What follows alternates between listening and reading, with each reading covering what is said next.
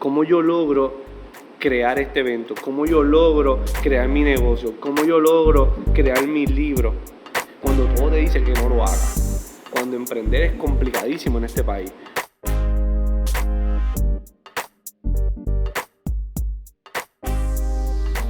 ¿Qué es la que hay, familia? Mi nombre es Jason Ramos y les quiero dar la bienvenida a Mentores en Línea, un podcast donde hablamos todas las semanas con estos empresarios e influencers responsables por las marcas más destacadas a través de las redes sociales. Y hoy conmigo tengo a Paul González Manguel, escritor y CEO fundador de Foodications, una agencia de turismo gastronómico donde recientemente acaba de llegar, incluso ayer de madrugada, de México. Y está hoy con nosotros, así que Paul, gracias por venir hoy. No, gracias a ti, Jason, gracias por la oportunidad de estar aquí, compartir un poco de lo que hago y compartirlo con otras personas también. Nos conocimos hace una semana, yo creo ya como hace un mes, y tuvimos la oportunidad de charlar rápido después que nos conocimos. Tuvimos grandes conversaciones de café, hablamos un poco de tu experiencia en libros, de Coffee and Chocolate Expo, pero hablamos de quién era Paul realmente, y yo creo que es una persona muy interesante y quiero que hable un poquito más de tu trasfondo y lo que has hecho. Pues mira, yo me autodomino, yo soy un jíbaro de Aguadilla. Yo nací, me crié allá, corría patineta, jugaba baloncesto, pero algo que siempre fue constante en mi vida fue el hecho de que desde los 13 años escribo. Escribo poesía, escribo ensayos, escribo artículos y ha sido mi pasión a través de toda la vida. Eso y el comer, que puede que hablemos un poco más adelante, pero escribir ha sido algo que ha sido siempre mi pasión. Y llevas 4 libros a la corta edad de 33 años. 4 libros. El primero, gracias, el primero lo publiqué a los 21 años. Como te dije, escribo desde los 13, así que durante 7 años recopilé estos diarios, estas libretas, donde estaban llenas de poemas, de pensamientos, de diferentes cosas, y a los 21 años decido publicarlo. Y busqué los mejores, o los que yo entendía que eran los mejores, y eso se convirtió en extractos de mi diario, y así se llama el primer libro, extractos de mi diario, y fue un poemario como de 60 poemas que publiqué a los 21 años a través de una casa editorial que se llama El Hueso y Garzón. A los 21 años escribir poesía, a los 21 años estar escribiendo. Tengo 20. Es una posición sumamente interesante, no tradicional, y creo que eso mismo es lo que te ha hecho ser Paul, lo no tradicional y la entrada a mercados no convencionales que la gente no mira un poemario a los 21 años. Yo creo que es lo mismo con el Coffee and Chocolate Expo. Sí, cuéntame un poquito más de esa experiencia de ir de escritor a productor de eventos, a gastronómico, a tener un récord Guinness, que yo creo que es algo súper cool. Pues mira, yo fui parte, cuando estaba en la universidad, fui parte de una organización estudiantil que se llaman los capítulos universitarios de la Cámara de Comercio de Puerto Rico.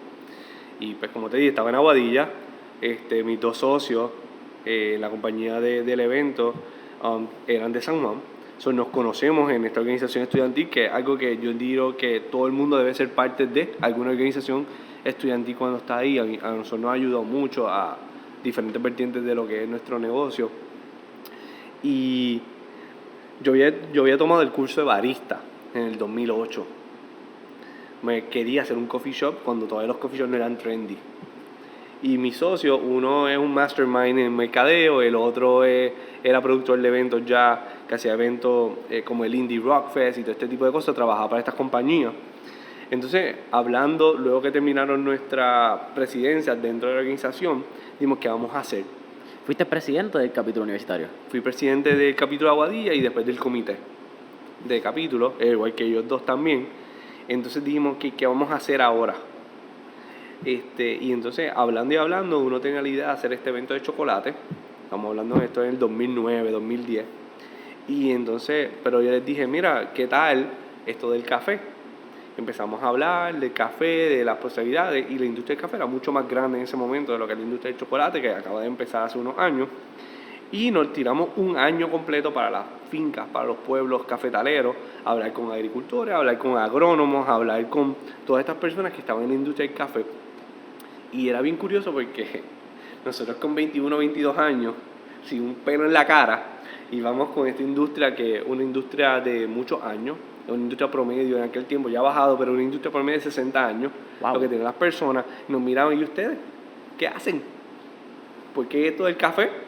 ¿Tienen finca? ¿Tienen algo? Y ninguno de los 3 teníamos finca, No sabíamos absolutamente nada de café, pero sí sabíamos que había un potencial bien grande de posicionar una industria histórica en el país. Una industria que para ese tiempo tenía 270 y tantos de años, pero que las personas no conocían que había más de las 15 marcas que hay en el supermercado. Habían casi 100 marcas para aquel tiempo, ahora hay un poquito más. Y nosotros queríamos crear esta plataforma donde las personas conocieran un poco más de la industria, que tuvieran la oportunidad de comprar cosas de la industria, de apoyar la industria, de sumergirse en la industria y de crear un ecosistema completo de lo que es esta industria del café en Puerto Rico. Así que un año después nos lanzamos como muy atrevidos, por no decir como unos locos, con todas las experiencias que teníamos, y creamos lo que se llamó el Puerto Rico Coffee Expo. Al principio era solamente café. Y pasaron muchas cosas. Ese año nos copiaron el evento, nos quitaron la idea, le hicieron 2 meses antes. Pasaron muchas cosas, pero cuando uno hace las cosas bien, cuando hace las cosas de corazón y cuando crea valor realmente, el mundo tiende a revelarse tal y como es. Y ese año llegaron casi 20,000 personas al evento. Su primer año. Nuestro primer año. ¡Wow! Así que fue un éxito grandísimo. Mucha gente nos apoyó. Desde el principio creyeron en nosotros y ahora este año se hace la 10ª edición de lo que es el evento. Y eso fue en el 2010. Así que el impacto ha sido muy grande y estamos súper contentos de lo que ha pasado, y creo que hemos aportado un granito bien importante a esta industria de ya 280 y pico de años. Eso está súper cool y felicidades con los 10 años, que esperamos estar ahí este 2020. Yes. ¿Cuándo es? 28 y 29 de marzo. Si no lo saben, mi gente, ya lo saben, 28 y 29 de marzo lo pueden apuntar, Puerto Rico Coffee and Chocolate Expo. Paul, una fórmula bien interesante que acabas de mencionar fueron la importancia de los capítulos universitarios, la importancia de este rol de líder que te dan esta organización estudiantil. Vamos a la educación, vamos un poquito a esta batalla que tiene el empresarismo con la educación tradicional. ¿Cuán importante fue tú estar en un grupo de personas con una ideología similar, donde pudiste relacionarte con personas de tu mismo interés, y este grupo de apoyo que es la Cámara de Comercio de Puerto Rico y los capítulos universitarios? Pues mira, te voy a dar 2 puntos. Uno, te voy a explicar la primera vez que tuve una experiencia laboral, o la única vez que tuve una experiencia laboral que no fuera un negocio, fue en PricewaterhouseCoopers, en una de las compañías grandes de contabilidad. Ese es mi background de bachillerato. Así que mi práctica la tenía que hacer en algún lugar. Cuando voy a la entrevista, era mi primera entrevista ever. Yo nunca había estado en una entrevista, no había tomado prácticas de entrevista, apenas había hecho un resumen. Yo se lo entrego, me dan la oportunidad de la entrevista. Tuve que comprar unos zapatos, pues no tenía zapatos de trabajar. Tuve que salir a comprar unos zapatos, pues no tenía para ir a la entrevista exclusivamente, con una chaqueta de mi papá. Mi papá mide como 6 pulgadas menos que yo, así que me quedaba corta si estiraba las manos. Así que voy para allá, estoy hablando de un jíbaro de Aguadilla, viene a San Juan. En esta compañía, curiosamente en aquel tiempo, casi todos los que trabajaban eran o de Río Piedras o de Mayagüez. Yo soy UPR Aguadilla. Tiburones. Tiburones de Aguadilla. Y voy a la entrevista, y la diferencia más grande que yo tenía en mi resumen es que era presidente de los capítulos universitarios de la Cámara de Comercio. ¿Qué demuestra eso? Liderazgo, trabajo en equipo, iniciativa, curiosidad. Estás rodeado de personas, como tú mismo mencionas, con un mismo mindset. Y eso, en mi opinión, fue la diferencia grande de todas las demás aplicaciones, porque me escogieron para hacer ese internado. Que 3 meses después les dije que no quería trabajar con ellos porque mis sueños no cabían dentro de un cubículo, pero tuve la experiencia y fue gracias a esa organización. Ahora bien, algo que menciona, y yo siempre he dicho que tú eres, y lo leí de algún autor o alguien que lo dijo, tú eres el promedio de las 5 personas con quien más tú te rodeas. Y al tú estar en una organización donde hay otras personas que quieren emprender, que quieren echar para adelante, que quieren hacer un cambio en el país o en el mundo, que quieren crear valor en la sociedad, te vas a contagiar y se te van a activar otras partes de tu cerebro y otras partes de tu forma de ser, en las cuales vas a lograr mucho más de lo que tú vas a hacer si te rodeas con personas que todo lo que están pensando es en el jangueo, en el perreo intenso, en todas estas otras cosas que son buenas por un tiempo en nuestras vidas, pero cuando things get real, you need to get real and get on with the program, right? Pues, y eso nos ayudó mucho, el que las personas, aquí dicen en Puerto Rico, tú tienes que conocer personas, tienes que hacer networking. Yo digo que es al revés. Tú no tienes que conocer personas. Las personas tienen que saber quién tú eres. Tienen que conocerte a ti. Y era bueno tener altos empresarios, por no decir nombres, que a lo mejor no sabían tu nombre, pero te habían visto. Y cuando veían a estos 3 jóvenes, que yo y mis socios, nos veían en esta actividad, nos veían en esta otra actividad. Sí, ¿quiénes son estos nenes? ¿Quiénes son estos chamaquitos? Pero te veían así, queriendo aprender, queriendo estar, queriendo emprender, y después te extendían la mano hasta que después crear la relación con ellos. Y se convierten en mentores, y se convierten en todo esto, pero te habían visto, te conocían. Ya sabían algo de ti. A diferencia de tú sabes quién es ellos.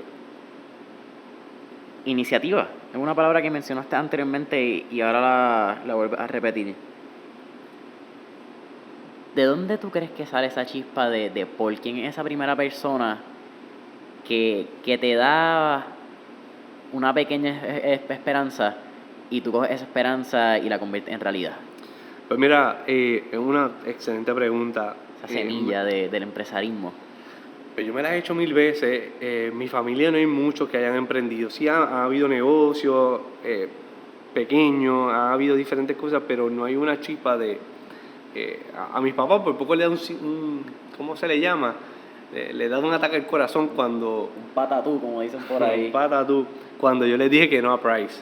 O sea, mis papás, contadores de toda la vida, y mi primer trabajo fue en la Top, y yo les digo que no, a mis 21 años, con un sueldo que iba a empezar bastante alto para ese momento, y dijeron, ¿qué tú vas a hacer? Y yo me he puesto a pensar qué fue, y uno de mis grandes ídolos, yo no lo digo mucho, pero uno de mis grandes ídolos desde chiquito es Michael Jordan.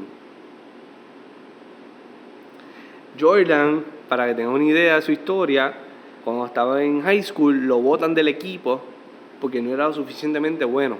O sea, tú me estás diciendo que el mejor jugador de todos los tiempos, le dicen en high school, tú no eres lo suficientemente bueno para estar en el equipo de high school. ¿Y qué él hace? Él toma la iniciativa por su cuenta de practicar y de convertirse en lo suficientemente bueno para ser parte del equipo. Cuando él llega a la universidad, él no fue el mejor jugador colegial. Fue bueno, no fue el mejor. ¿Qué él hace? Él vuelve a los veranos, donde no había temporada, y se esfuerza más que nadie.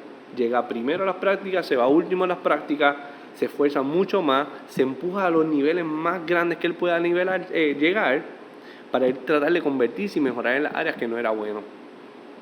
Y yo creo que esas formas de su forma de ser, de tomar iniciativa, de convertirse en el jugador que se convirtió a través de muchas disciplinas específicamente, ha sido uno de los drives más grandes míos. Cómo yo logro crear este evento, cómo yo logro crear mi negocio, cómo yo logro crear mi libro, cuando todo te dice que no lo hagas, cuando emprender es complicadísimo en este país, cuando la permisología es horrible, cuando el apoyo a los más jóvenes no era lo mismo que es ahora, hace 10 años atrás, cuando emprender no era trendy hace 10 años atrás, cuando no era cool. O sea, eso no se hablaba mucho. Habían compañías que lo estaban haciendo, habían organizaciones, pero tú decías, ¿qué tú haces? Nada, yo tengo mi negocio, y te miraban como que ya, eres un pelado que está chavado. Cuando lo cool era trabajar en una de las Big corporaciones Four en Estados Unidos, la Corporate America, tener un sueldazo, comprarte el carro más brutal y trabajar en el mismo cubículo por los próximos 5 o 10 años. Eso era lo que había que hacer, salir de la universidad a trabajar. Y cuando uno dice, eso no es lo que yo quiero esto que está pasando en Silicon Valley, que está pasando en Nueva York, que está pasando hasta en Chile, con lo que fue Startup Chile. Uh-huh. O sea, y tú decir, ok, voy a hacer esto. ¿Cómo tú lo logras? ¿Qué es lo que te empuja a hacerlo? Y una de mis motivaciones más grandes fue eso mismo que hizo Jordan en sus tiempos, especialmente cuando empezó. Luego se convirtió en un businessman, claro, de 4 pares, y y podemos hablar de eso un rato más, pero yo Porque diría que nadie, esa ha nadie sido una... sabe cuáles son las Jordan. Nadie se ha puesto Nadie. unas tenis con el fly y el jumperman atrás. Nadie nunca. Hablas de chiquito, hablas del gran modelo que fue Michael Jordan. Pero también me gustaría tocar el tema curioso que en el 2011 crea y logra un Guinness Book of World Records. Ujú. Algo que por lo menos en mi infancia fue algo que me abrió la curiosidad y me abrió los ojos a lo que realmente uno puede hacer en esta vida. Cuéntame qué se siente tener un récord de 3.394 galones de café. Pues mira, fue bien interesante porque, como te dije, nosotros cuando entramos a la industria no estábamos en finca, no veníamos de familias de café, no veníamos de hacendados, no sabemos nada de tostar. Sabíamos que nos gustaba el café y sabíamos que podíamos ayudar a la industria desde una perspectiva de mercadeo. Nosotros creamos el evento como esta plataforma y después dijimos, ok, ¿cómo logramos que el mundo se entere de que Puerto Rico tiene café? Somos las únicas dos jurisprudencias de Estados Unidos que tienen café. Está Hawái y está Puerto Rico. No sabía. Estados Unidos continental no tiene café. Lo compran en Latinoamérica, lo tuestan en Estados Unidos y entonces se lleva a través de todos los estados. Pero Puerto Rico tiene café. Puerto Rico hace 60, 80, 90, 100 años fue una de las grandes potencias de café. ¿Cómo logramos traer esa historia y cómo la revivimos de nuevo? ¿Cómo hacemos que el mundo sepa que Puerto Rico tuvo café en el Vaticano, que exportaba café a Europa, que exportaba café a todas estas partes del mundo? ¿Cómo le devolvemos eso? Así que en el 2011 decidimos hacer este récord Guinness. Entendíamos que era una forma más eficiente de llevar al mundo de que Puerto Rico es café y que tenía café y que tenemos buen café. Así que nos lanzamos a hacer esta taza en stainless steel, 10 pies de alto, 8 pies de diámetro. Se rapió, como le dicen, en plástico líquido para darte el look and feel de lo que es la taza. La llenamos con 3.394 galones de café caliente que se colaron durante 24 horas en 6 turnos de 4 horas cada uno, de 20 personas en cada turno, con 16 máquinas industriales y 1.500 libras de café para que Puerto Rico tuviera el récord Guinness de la taza de café más grande del mundo. Eso es un montón de café. Eso es un montón de café. Salían como 50.000 tazas de 4 onzas. No hay leche, no había nada, agua y café. Esto era café americano negro, de verdad, de ese aguau. Exactamente. ¿Qué hicieron con todo ese café? Pues mira, Pues eso es una buena pregunta, eso es una curiosidad ahí. Se vendieron las tazas en beneficio de una organización sin fines de lucro, Fondos Unidos. Wow. Se vendieron bastante, no recuerdo el número exacto, pero se vendieron. Lo demás se tuvo que devolver como materia orgánica al medio ambiente. Muy bien, eso está como se debe. Wow, es que estoy aquí todavía pensando la cantidad de café que uno ve una taza a veces es demasiada cafeína, imagínate ver 3.394 galones. Pero aparte de eso también nos comentaste, ¿verdad? De ser un amante del café y de haber comenzado por el coffee en Chocolate Expo. Ahora tiene un nuevo emprendimiento y es la razón por la cual estaba en México y se llama Foodications, una agencia de turismo gastronómico. Explícame qué es turismo gastronómico. Yo como, tú comes, a todos nos gusta comer. Pero ¿qué realmente es la gastronomía y qué rol tiene la gastronomía en nuestras vidas para Paul González, Miguel? Pues mira, te mencioné ahorita que habían dos cosas constantes en mi vida. Era escribir y comer. Y desde chiquito, mis papás me han llevado a viajar. He tenido la oportunidad de viajar a muchas partes del mundo. Y la razón principal que íbamos era por comer. A ellos les encanta comer. Así que desde chiquito me malacostumbraron a tener experiencias gastronómicas. Cuando tenía 10 años, fue algo trascendental para mí. Fui a uno de los steakhouse más famosos de Estados Unidos. Está en Florida, Tampa. Para no decir nombre, ahí. Y entonces, la experiencia fue increíble. Y después de eso, pues, empecé a crecer. Y entonces cuando empiezo a trabajar, a generar mi propio capital, empiezo a viajar aún más para comer. Porque esto no se trata de comer por comer. Todos comemos, como tú dijiste. Ahora bien, yo pienso que a través de la gastronomía uno puede entender la cultura de un país. De la misma forma que uno puede ir a un museo, de que puede ir a las atracciones más importantes, a los monumentos y entender la cultura, de dónde viene el país, a través de la gastronomía también se puede. A través de sus ingredientes, a través de sus recetas, a través de lo que ponen en el plato, a través de sus cocineros, a través de lo que pasa en una experiencia 360 en un restaurante o en un plato, tú puedes entender la cultura del país. Cuando tú te comes un taco al pastor en México, tú vas a entender que hubo una inmigración de la otra parte del mundo en México. Tú vas a entender que ese trompo donde ellos hacen los tacos al pastor no se hizo para cerdo, se hizo para cordero, se hizo para hacer los gyros. Y entonces ellos lo cambian porque entienden que hay un mejor método de preparar todo su cerdo. No tienen que hacerlo de one shot, no tienen que hacerlo de un cantazo, sino que al ponerlo en el trompo se iba cocinando de afuera hacia adentro. Y lo iban cortando y perdían menos producto, ganaban más tiempo, se hacía mucho más rápido. Y tú entiendes cómo toda esa cultura, esa mezcla de cultura, del sazón de ellos, entonces que lo pusieron, de que le pusieron cerdo, porque es lo que consumían.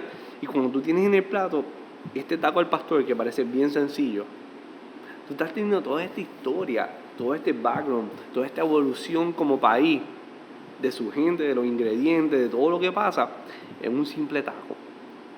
Y ahí tú entiendes a México, entiendes su gente, entiendes una parte bien importante de su gastronomía, de su historia, de su cultura. Y para mí eso es turismo gastronómico. Es el poder entender la cultura de alguien, de alguna ciudad, de algún país, a través de cada bocado.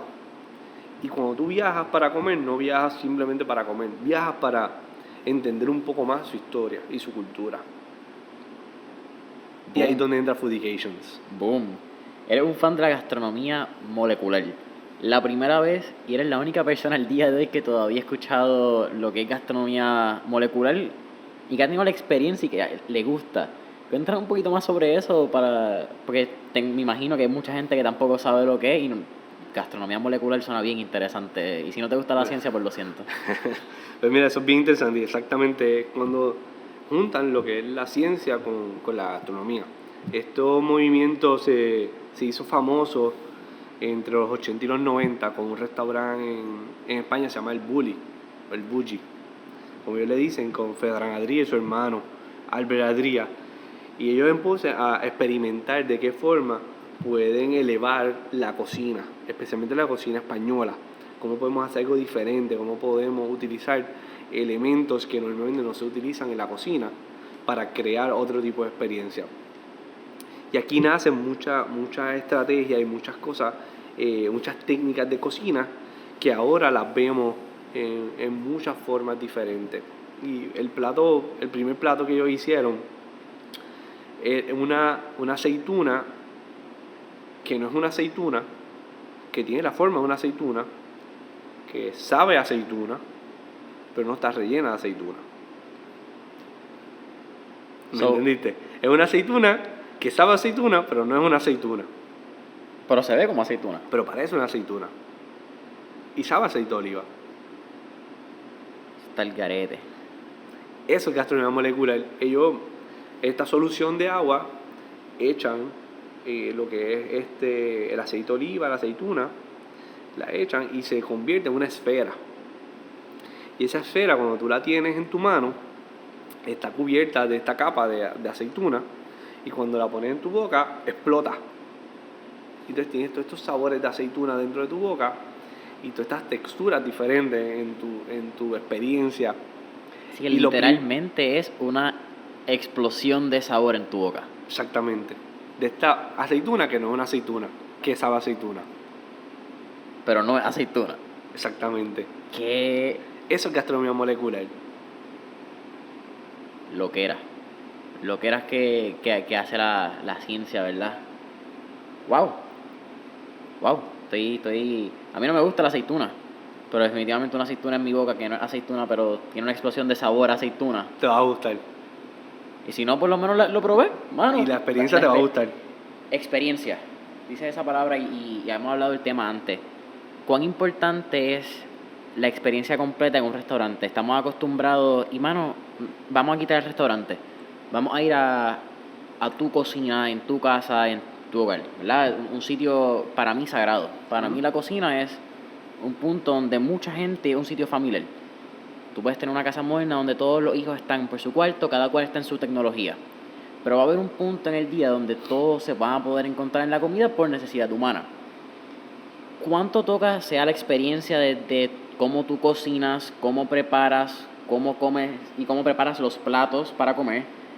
¿Y cómo influye esa experiencia dentro de un solo sabor y una necesidad humana que a veces simplemente comemos por hacerlo?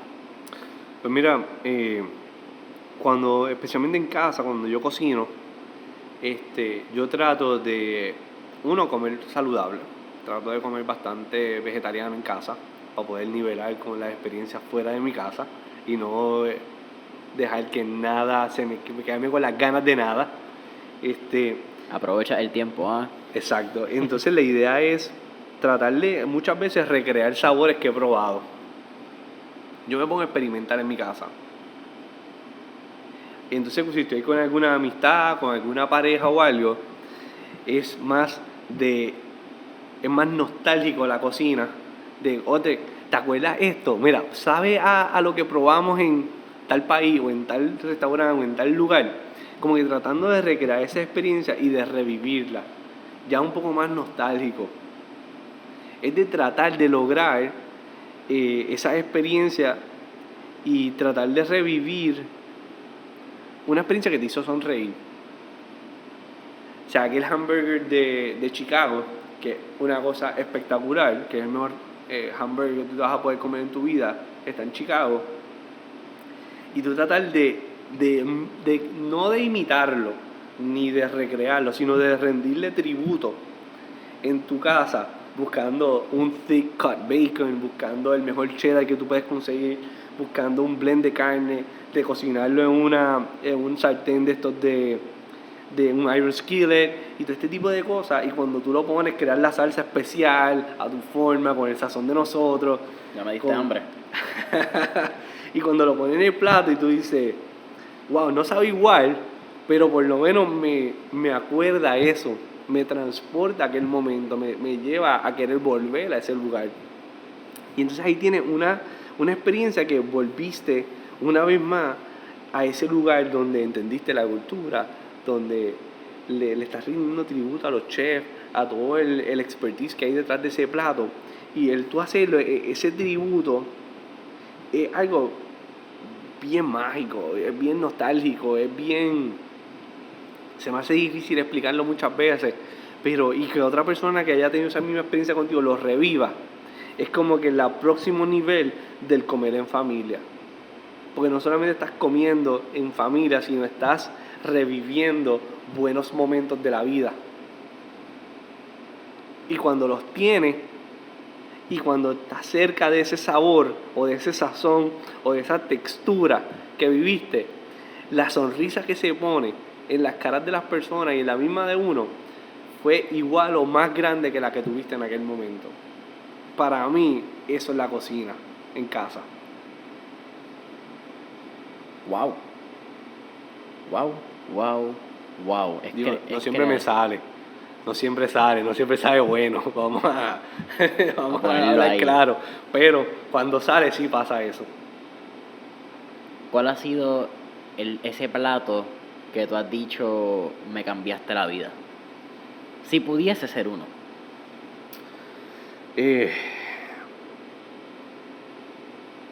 Un plato se me hace difícil. Un restaurante. Pero hubo un restaurante que para mí fue trascendental. Es una palabra bien grande. Trascendental. Trascendental. Y es el que yo comparo, o es el top que, si tú llegas a ese nivel, you got me. Y fue este restaurante en Chicago, se llama Grace. Hay un documental de ellos en Netflix. Fue flawless. Fue un restaurante de 3 estrellas Michelin. Cierra hace apenas 2 años, en el 2017, lamentablemente por un problema con los inversionistas. Pero ese restaurante, desde el momento en que tú llegas hasta el momento en que tú te vas, todo es perfecto, todo está en sincronía. Parecía escuchar una orquesta sinfónica, lo único que eran platos, comida y una cocina, el escenario. Pero era una sinfónica que no falló una nota en toda la noche. Desde la sincronización de cómo te ponen los platos, la temperatura del aire, el volumen del radio, la comodidad de la silla, la mesa no se movía, no fallaba la mesa, se caía un granito, pero tú no te das cuenta cuando te lo recogían. Tú terminabas de comer, te recogían el plato. O sea, fue magistral. Una sintonía perfecta de todos los elementos al momento de comer. Exactamente. La comida fue en creciendo, ningún plato fallaron. Yo no había tenido una experiencia gastronómica tan perfecta como ese sitio. Eso fue Grace, en Chicago. ¿Qué otras ciudades te han llamado la atención por su cultura gastronómica? Acabas de estar en México, tienes una guía con Foodications en Orlando, tienes otra guía en Puerto Rico. Y además eres un gran fan de la cultura latinoamericana. Vamos a hablar de Latinoamérica. Yo creo que es algo que pocas, y lo estábamos comentando antes, pocos puertorriqueños tenemos el privilegio de poder conocer nuestra cultura latinoamericana a fondo y poder entender lo que realmente es Colombia, lo que realmente es Argentina, lo que es México, lo que es el DF. ¿Cuáles tus recomendaciones, uno, cuando viajas a Latinoamérica? ¿Cuáles han sido estas ciudades que te han abierto los ojos porque no esperaba esta cultura gastronómica? ¿Y cuál es tu recomendación al viajar como un foodie? Y yo creo que lo que es Foodication en su esencia. Mira, en Latinoamérica hay 33 países. 33 países. Y Estados Unidos hay 50 estados. Y la mayor parte de los estados, que es donde nosotros casi siempre vamos, que es al norte, siempre viajamos al norte, la mayor parte de esos estados van a ser iguales. Va a ser más o menos la misma experiencia, el mismo sazón, el mismo tipo de personas. Son pocos los que se salen de esa onda. Cuando tú vas a cualquier país de Latinoamérica, todo es un mundo, un universo diferente. Todos los países son diferentes, todos los sazones son diferentes, todas las personas son diferentes, toda la cultura es diferente. Y estos últimos años me he dedicado más a viajar a Latinoamérica que cualquier otra parte. Europa es espectacular, Asia, Estados Unidos tiene su encanto también. Pero cuando tú vas a Latinoamérica, yo te digo que te vas a enamorar de ella. Y cuando tú vas allá y te das cuenta que lo que decían muchos medios, o algunos medios estadounidenses, del peligro, de que son tercermundistas, de que son indios los que están allá, de que son personas de baja educación y todo, te das cuenta que es totalmente lo contrario. Te das cuenta que cuando tú vas a un Medellín o un Bogotá, son ciudades de primer mundo. Son ciudades con un diseño en sus restaurantes, en sus localidades espectaculares. O sea, nosotros no tenemos ni la mitad de lo que pasa allá, de lo que pasa en México, de lo que pasa en Perú, de lo que pasa en Argentina, en Panamá. O sea, cuando tú llegas allí, tú dices, anda, esto es México. Ahora este mes que estuve allá, muchas personas cuando dije, voy a estar un mes en México, me decían, tú estás loco, ten cuidado, que si los narcos, que si el rapto, que si el Zika, que si esto, que si lo otro. Y yo, mira, yo he ido 2 o 3 veces a Ciudad de México, eso no es así. Y cuando algunos de ellos que me dijeron eso, dijeron, ¿qué es esto? O sea, cuando los llevé a este Speakeasy, que era un jazz club, que estaba tocando un tributo a Frank Sinatra, teniendo un cóctel espectacular, en un ambiente que nunca había tenido la oportunidad de ir si no había ido a Nueva York o a Barcelona. Y dicen que esto es México. Cuando después salimos de ahí y vamos a este restaurante que cuando tú entras son todos árboles en una plazoleta sin techo abierto y todos son azules y tienes una experiencia que parece el bosque mágico. Mira, estás comiendo una comida espectacular a 1/3 del precio de lo que puedes conseguir en cualquier otra parte. Tú dices, ¿qué es esto? Cuando tienes un buen servicio, cuando te atienden como se supone que te atiendan, cuando tienes una experiencia que tú puedes caminar a través de la ciudad, puedes caminar en el país, puedes ir de un punto a otro y ver tanto y tantos negocios que tú no te esperas encontrar. con espacios que no te esperas que ni siquiera existan, que te sorprendan desde que el momento en que te vas hasta el momento que te tomas el café o el trago o la coctelería o el restaurante o un sitio vegano, no importa qué, siempre te vas a estar sorprendiendo. ¿Te sientes seguro? Si te mantienes en los condados importantes. Igual que todas las igual ciudades. que aquí. Bueno, O sea, vete a Orlando, vete a Chicago, vete a Nueva York. Es lo mismo en aquí, todas las ciudades. exactamente, aquí tú no te vas a meter en ciertos barrios peligrosos, ¿verdad? Tú no vas a caminar por Santurce a las 2 de la mañana, que es uno de los lugares más trendy del país. Claro. Lo mismo no vas a hacer en esos lugares, pero es seguro, te sientes seguro.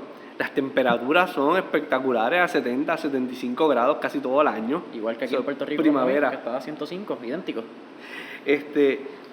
Cuando tú vienes a ver, tienes un sistema de transportación desde guagua, metro, trenes, bicicletas, scooters, Ubers. No necesitas carro, no necesitas guiar, puedes caminar. O sea, uno puede caminar. Mira, el restaurante está a 30 minutos caminando. Y lo caminas como si hubieran sido 5 minutos. Porque tiene una ciudad desarrollada para... Tiene una ciudad pensada alrededor de eso. De la misma forma que tiene una ciudad pensada alrededor de eso, tiene una ciudad pensada para el turista. Tiene una ciudad pensada para los que quieren ir a comer. Tiene una ciudad pensada para la parte de la agricultura. Tiene una ciudad pensada, programada para sus ciudadanos. Y muchas de estas ciudades son así. Y encima de eso le añades el componente histórico. De que ellos te digan, no, mira, hice este pollo con este sazón, que son una especie que se usaban en la región tal del Amazonas. Y la estamos rescatando y devolviéndola y germinando la semilla nuevamente para poder devolver los sabores que se hacían hace 600 años antes de que llegaran los españoles acá. ¡Wow! Es mágico. Eso es otra cosa. Es trascendental, literalmente. Y para mí así es Latinoamérica, trascendental, completamente. Interesante como a veces simplemente miramos al norte y es la tendencia que hemos tenido pues, culturalmente, como estaba hablando. ¿Cuál país de Latinoamérica tú pones como tu número uno que recomiendas viajar? Sea por facilidades, por ciudad, por planificación, por gastronomía. Pues mira, yo te diría que 2 ciudades. Uno, Ciudad de México, un round trip con una parada a 8 horas. Y Bogotá o Medellín, yo prefiero Medellín. Medellín está, ¿cuánto? A 3 horas de aquí. Y es una ciudad pequeña, son 3 millones de habitantes, está concentrado todo en un mismo lugar. Es pequeño, pero tiene un encanto bien grande. Está creciendo ridículamente, especialmente la parte gastronómica. Muchos chefs están volviendo al país. ¿Verdad? Muchos ciudadanos están volviendo al país, rescatando toda esta agricultura del Amazonas y lo están trayendo a los platos. Medellín era la ciudad en un momento de Pablo Escobar. Yo creo que es uno de los grandes mitos que todavía tiene, una de las mantas que cubre la bella ciudad. Para los que no saben y los que no han visto información reciente, ya que Medellín, como estás mencionando, ha tenido un crecimiento económico impresionante en los pasados años. ¿Tiene alguna sombra de lo que es Pablo Escobar? ¿Tiene alguna sombra de estas guerras de Estado contra los narcos de los 90? ¿Qué es Colombia realmente?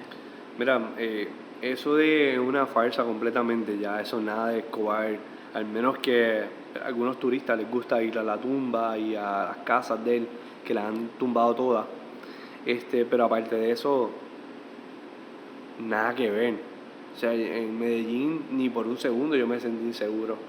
Hay momentos en San Juan que yo me siento inseguro.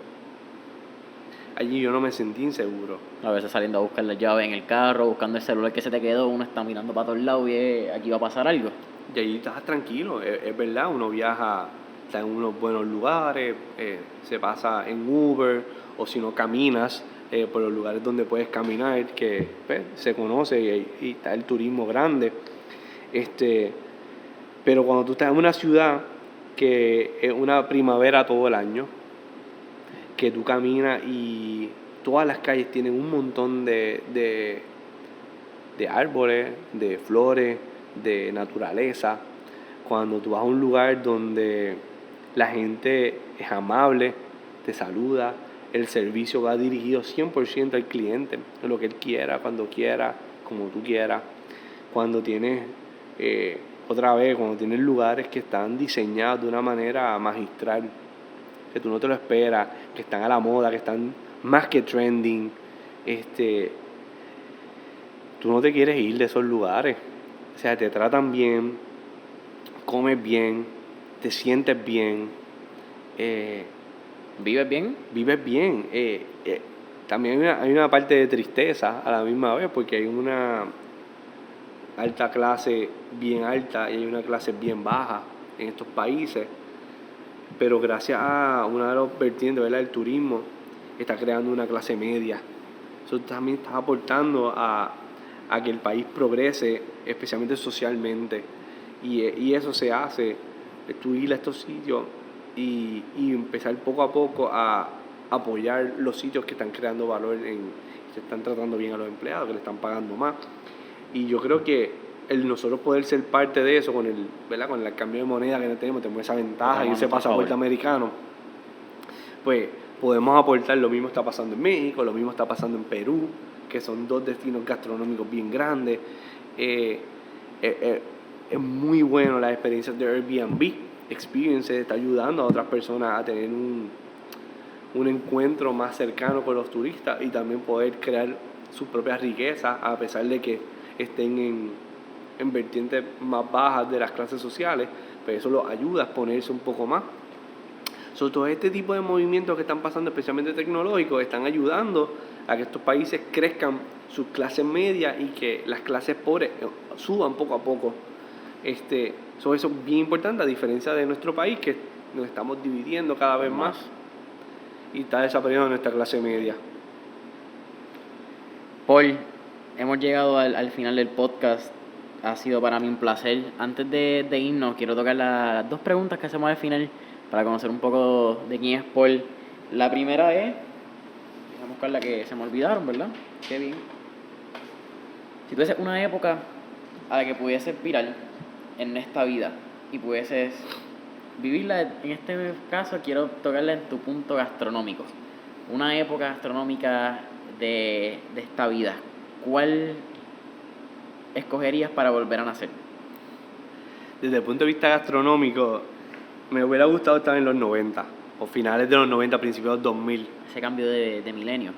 Ese cambio de milenio trajo lo que es la gastronomía molecular, trajo la nueva era de chefs, fue el comienzo de lo que estamos viviendo hoy gastronómicamente. Lo que hizo el Bully, que lo hablamos, lo que hizo Noma, lo que hizo todos estos restaurantes míticos que escuchamos de ellos, que algunos no existen ya, todo lo que pasó en Francia, y crear toda esta cepa de chefs ahora que los vemos en los documentales, que los vemos en programas de televisión y todo esto, vivir ese primer paso que dio toda la gastronomía hasta convertirse en lo que es hoy y lo que nos falta todavía, hubiera sido bien interesante vivirlo. Me hubiera encantado, aunque sea pasar una noche entera dentro de la cocina del Bully y ver todos estos chefs nenes que se van a convertir en 15 años en las superestrellas de la gastronomía mundial, y ver al maestro Fedrán Adrià y a su hermano Albert, verlos en acción creando estos platos, ver cómo funcionaba su mente y su cerebro para crear estas cosas que nos dejan a nosotros todavía wow. Las explosiones de sabor en tu boca. Exactamente. Esto hubiera sido espectacular verlo y ser parte de ese comienzo, ser parte de esa nueva era de críticos gastronómicos que empezaban a probar eso, que no sabíamos cómo describirlo, como le pasó a el chef de Italia, Massimo Bottura, con Osteria Franquesana, al final de los 90, principios de los 2000, fue un crítico a comer allí y el review fue malo porque él no entendía lo que estaba pasando. Él no entendió lo que estaba tratando de crear Massimo. Él no entendió que él estaba rescatando el parmigiano reggiano, que es bien típico de allí, y lo estaba elevando a un nivel que él nunca había probado. Que por poco se va a la quiebra en su restaurante porque nadie sabía, nadie entendía lo que estaba pasando. 10 años después, 15 años después, se convierte en el mejor restaurante del mundo, básicamente haciendo lo mismo. ¿Por qué? Porque entonces evolucionó todo, la gente entendió lo que estaba haciendo, entendió la parte cultural de lo que pasaba en ese restaurante. Y entonces, vivir en ese tiempo hubiera sido bien interesante. Vivir todas esas experiencias y esa evolución completa. Última pregunta. ¿Quién fue el artista que escuchaste esta mañana? ¿O el último artista que escuchaste de camino para acá en el carro cuando dijiste, me toca grabar Mentores en Línea? Pues mira, estoy escuchando, yo escucho mucho este podcast, que es de David Chang. David Chang es un chef coreano-americano que tiene este imperio ya, se llama el Imperio Momofuku. Tiene muchos restaurantes, fue de los primeros en llevar el ramen a lo que fue Estados Unidos, y ahora está evolucionando y elevando la comida coreana en Estados Unidos hacia el mundo. Tiene un podcast bien interesante donde hablan de gastronomía, pero normalmente no es con personas de la industria. Él entrevista baloncelistas, artistas, directores de cine, o otro tipo de vertiente, y se pone a buscar los paralelos de lo que es la gastronomía, o sea, su experiencia como cocinero, como chef, y comparándolo con la experiencia del baloncelista, del cineasta, y busca dónde se entrelazan y qué hay que hacer para subir ambas industrias y lo que está pasando en una, los problemas, las soluciones y todo esto, y ese contraste te da una perspectiva también diferente de la comida y de la industria de la comida y de la no comida. Eso está increíble. Paul, para mí ha sido un placer y un honor tenerte en Mentores en Línea hoy. Igualmente. Si no han conocido a Paul, lo pueden encontrar en las redes sociales, específicamente Instagram como Paul González Mangual. Y no te olvides darle follow a Mentores en Línea y a Foodications también, que lo puedes conseguir en Instagram como @Foodications. Familia, hasta la próxima.